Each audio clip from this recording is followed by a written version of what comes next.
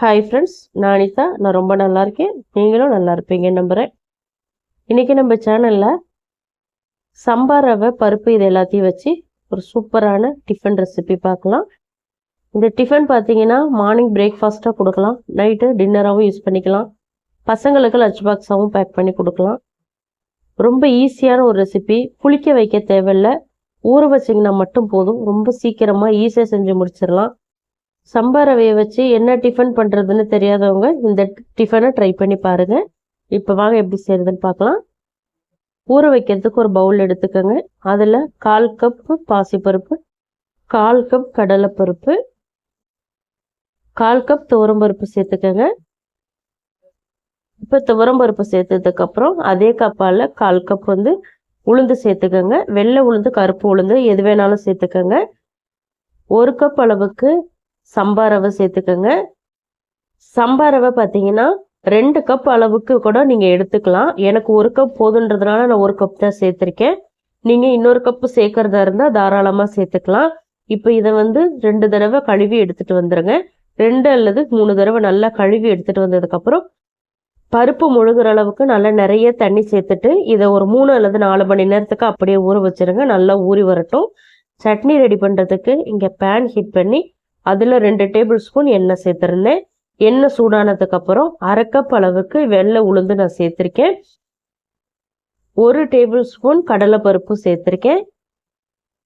காரத்துக்கு பச்சை மிளகாய் நான் 5 பச்சை மிளகாய் சேர்த்துருக்கேன். உங்களுக்கு எவ்வளவு தேவையோ அவ்வளோ எடுத்துக்கோங்க. பூண்டு 4 பல் சேர்த்துருக்கேன். பெரிய சைஸ்ன்றதுனால 4 எடுத்திருக்கேன். சின்னதாக இருந்தால் 6 அல்லது 7 சேர்த்துக்கோங்க. இப்போ இதை லோ ஃப்ளேமில் வச்சுட்டு நல்லா செவக்க வறுத்துக்கோங்க. கலர் மாறிடக்கூடாது, அதே போல் ரொம்ப டார்க்காகவும் வறுபட்டுறக்கூடாது. லைட்டு கோல்டன் கலரில் தான் இருக்கணும். அப்போ தான் நமக்கு சட்னி கலர் மாறாமல் இருக்கும். இப்போ பாருங்கள், இந்த அளவுக்கு வறுபட்டதுக்கு அப்புறம் இதில் பொட்டுக்கடலை ஒரு 2 டேபிள் ஸ்பூன் நான் சேர்த்துருக்கேன். 1 கொத்து ஃப்ரெஷ்ஷான கருவேப்பிலை சேர்த்துக்கோங்க. இப்போ இதையும் லோ ஃப்ளேமில் வச்சுட்டு ஒரு 10-20 செகண்டுக்கு அந்த சூட்லேயே நல்லா வதக்கி விட்டுக்கோங்க. அதுக்கு முன்னாடி ஒரு 1/4 டீஸ்பூன் பெருங்காயத்தூள் சேர்த்துக்கலாம். சேர்த்துட்டு இது எல்லாத்தையுமே இப்போ நல்லா அந்த சூட்லேயே வதக்கி விடுங்க. இப்போ நல்லா வதங்கிருச்சு.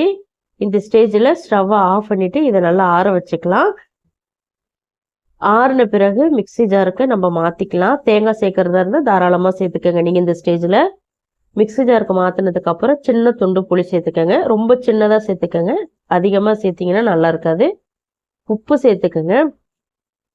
உப்பு சேர்த்ததுக்கப்புறம் கொஞ்சமாக தண்ணி சேர்த்துட்டு இதை கொஞ்சம் கொரப்பாக அரைச்சி எடுத்துகிட்டு வந்துடுங்க. ரொம்ப நைஸாக அரைக்க வேண்டாம். இப்போ பவுலுக்கு மாற்றிக்கலாம். இந்த சட்னி பார்த்தீங்கன்னா தண்ணியாக வச்சாலும் நல்லாயிருக்கும், திக்காக வச்சாலும் நல்லாயிருக்கும். உங்களுக்கு எந்த அளவுக்கு தேவையோ அதுக்கு தகுந்த மாதிரி தண்ணி கூடவோ குறைச்சி சேர்த்துக்கோங்க. இப்போ நான் லைட்டாக தண்ணி சேர்த்துட்டு நல்லா கலந்து விட்டுக்கிறேன். உப்பு செக் பண்ணிக்கோங்க. உப்பு பத்தலைன்னா இந்த ஸ்டேஜில் உப்பு சேர்த்துட்டு நல்லா கலந்து விட்டுக்கோங்க. ரொம்ப டேஸ்டியாக இருக்குங்க இந்த சட்னி. கண்டிப்பாக ட்ரை பண்ணி பாருங்கள். இட்லி, தோசை, பொங்கல், வடை எல்லாத்துக்குமே வச்சு சாப்பிட்லாம். சப்பாத்திக்கு கூட ரொம்பவே சூப்பராக இருக்கும்.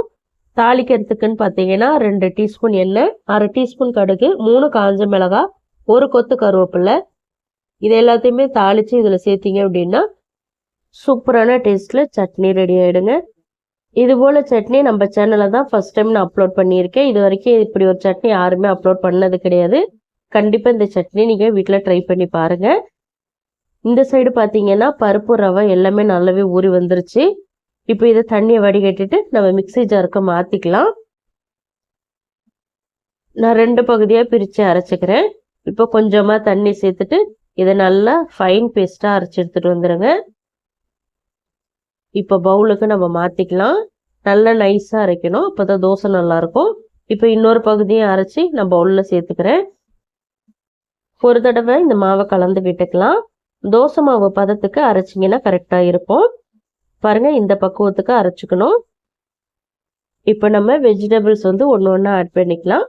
பொடியாக நறுக்கின வெங்காயம் 2 வெங்காயம் சேர்த்துருக்கேன் மீடியம் சைஸில். 2 பச்சை மிளகாய் சேர்த்துருக்கேன் பொடியாக நறுக்கினது. பச்சை மிளகாய்க்கு பதிலாக நீங்கள் சில்லி ஃப்ளேக்ஸ் இருந்தாலும் 1 டீஸ்பூன் அளவுக்கு சேர்த்துக்கலாம். இஞ்சி ஒரு 1/2 டீஸ்பூன் சேர்த்துருக்கேன், பொடியாக கட் பண்ணின இஞ்சி. அதே போல் தக்காளி 2 தக்காளி மீடியம் சைஸில் பொடியாக நறுக்கி சேர்த்துருக்கேன்.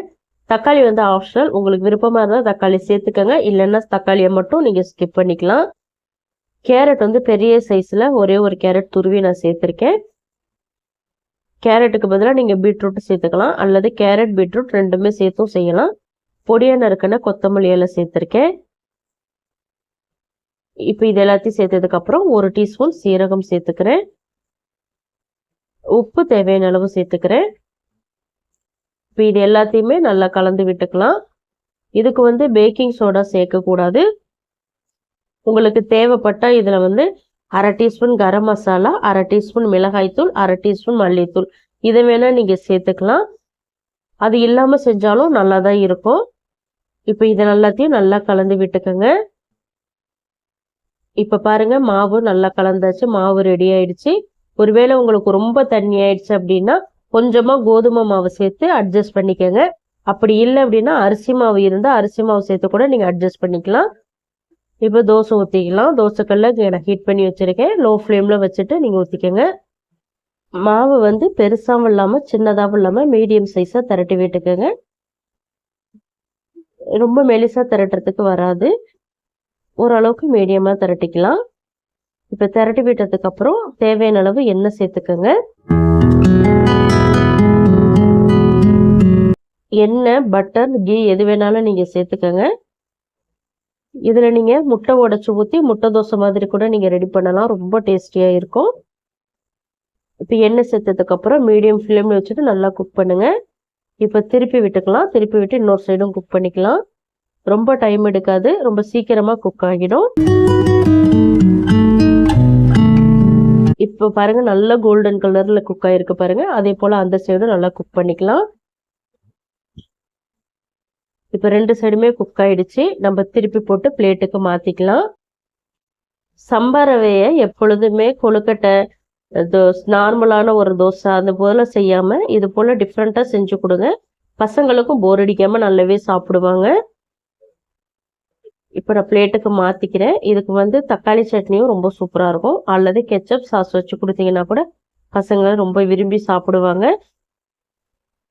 சம்பா ரவையை வச்சு நான் நிறைய ரெசிபிஸ் வந்து அப்லோட் பண்ணியிருக்கேன். டிஸ்கிரிப்ஷன் பாக்ஸில் லிங்க் தரேன். ஃப்ரீ டைமில் போய்ட்டு செக் பண்ணி பாருங்கள். இது போல் புதுசாக டிஃபன் செஞ்சு கொடுத்து உங்கள் வீட்டில் உள்ளவங்க எல்லாத்தையுமே அசத்துங்க. இந்த ரெசிபி கட்டாயமாக உங்களுக்கு பிடிச்சிருக்கும் நம்புகிறேன். பிடிச்சிருந்தா லைக் பண்ணுங்கள். உங்கள் ஃப்ரெண்ட்ஸ் அண்ட் ஃபேமிலி மெம்பர்ஸ் எல்லாருக்குமே நிறைய ஷேர் பண்ணி விடுங்க. இது போல் இன்ட்ரெஸ்டிங்கான ரெசிபிஸ் தெரிஞ்சுக்க மறக்காமல் அனிதா டேஸ்டி கார்னர் தமிழ் சேனலை சப்ஸ்கிரைப் பண்ணிக்கோங்க. தேங்க்ஸ் ஃபார் வாட்சிங் ஃப்ரெண்ட்ஸ். நாளைக்கு இன்னொரு இன்ட்ரெஸ்டிங்கான ரெசிபிஸோடு சந்திக்கிறேன். பாய்.